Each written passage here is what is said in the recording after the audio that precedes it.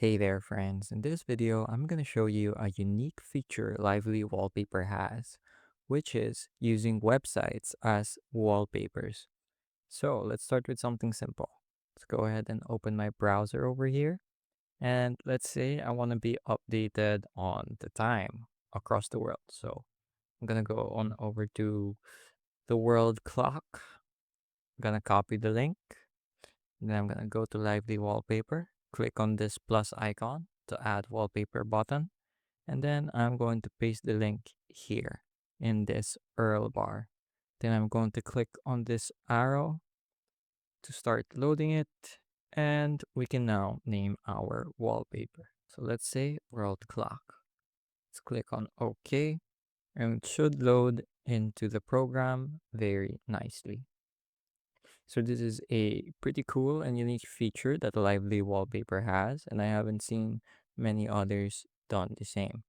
So if we minimize it and go to our desktop, we can see that we now have this website as our desktop, and it even is a little uh interactable. You can use it basically as a browser window on your desktop.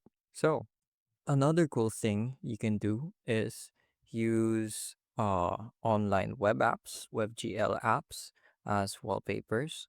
One website I like to use is shadertoy.com. I've already gone ahead and found one that I think looks really nice. And these import into the software really, really nicely.